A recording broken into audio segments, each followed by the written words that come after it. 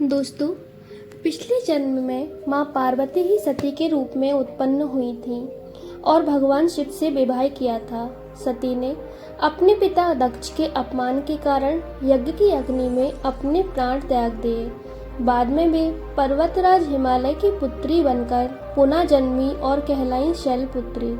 जब वे बड़ी हुई तो उनके हृदय में केवल एक ही संकल्प था, मैं पुनः महादेव को ही अपने पति के रूप में प्राप्त करूंगी।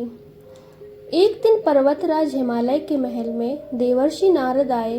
उन्होंने पार्वती से कहा, बेटी, तुम्हारा विवाह केवल महादेव से ही संभव है, परंतु उन्हें प्राप्त करने के लिए तुम्हें कठोर तपस्या करनी होगी। तपस्या इतनी कठिन कि देवता भी विचलित हो जाएं। क्या तुम इसके लिए तैयार हो? पार्वती ने दृढ़ निश्चय से उत्तर दिया, हाँ, मैं हर कठिनाई सह लूंगी, लेकिन अपने आराध्य शिव को अवश्य प्राप्त करूंगी। यही संकल्प लेकर वे ब्रह्मचारिणी कहलाई, अर्थात तपस्या और संयम का जीवन अपनाने वाली। पार्वती ने अपने घर परिवार का सुख त्याग दिया। वे जंगलों और पर्वतों में रहने लगी।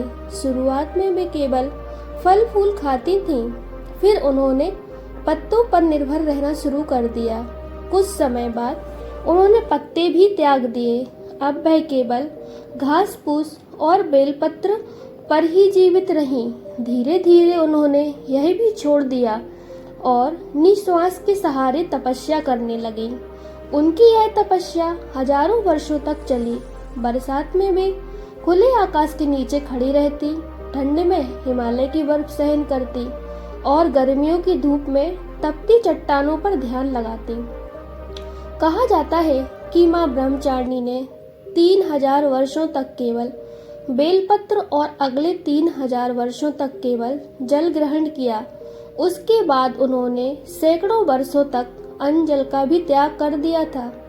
उनका शरीर क्रश हो गया था, लेकिन उनका मन अडिग रहा और स्थिर रहा। उनकी तपस्या से पूरे 3 लोक कांप उठे। जब देवताओं ने यह तपस्या देखी तो वे अत्यंत चिंतित हुए।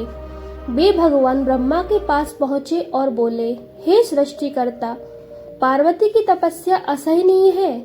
यदि ऐसा ही चलता रहा तो उनका शरीर नष्ट हो जाएगा। आप उन्हें वरदान देकर उनका कष्ट दूर करें।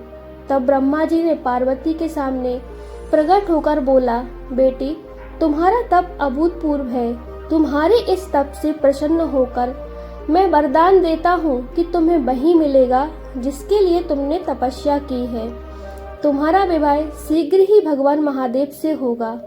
ब्रह्मा के वचनों को सुनकर पार्वती प्रसन्न हो उठी। धीरे धीरे उनकी तपस्या का फल प्रकट हुआ। भगवान शिव तो समाधि में लीन रहते थे। उनके मन में भी पार्वती के प्रति स्नेह जागृत हुआ।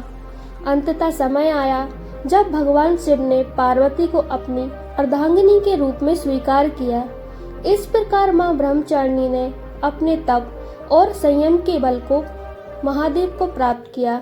माँ ब्रह्मचारिणी का रूप अत्यंत सौम्य और दिव्य है। वे 2 हाथ वाली हैं। दाएं हाथ में वह जपमाला और बाएं हाथ में कमंडल धारण किए हुए हैं। उनका वस्त्र सफेद है और उनके मुखमंडल पर अनंत शांति झलकती है। उनका यह स्वरूप साधकों को संयम, तप और साधना का महत्व सिखाता है। नवरात्रि के दूसरे दिन माँ ब्रह्मचारिणी की पूजा की जाती है। उनकी उपासना से साधक को कठोर तप, धैर्य और विजय शक्ति प्राप्त होती है। जो भी व्यक्ति जीवन में कठिनाइयों से जूझ रहा हो, उसे माँ ब्रह्मचारिणी की शरण अवश्य लेनी चाहिए। योग शास्त्र में उन्हें स्वाधिष्ठान चक्र की अधिष्ठात्री माना गया है। उनके आशीर्वाद से साधक का मन स्थिर और इनकी इच्छाएं भी नियंत्रित होती हैं।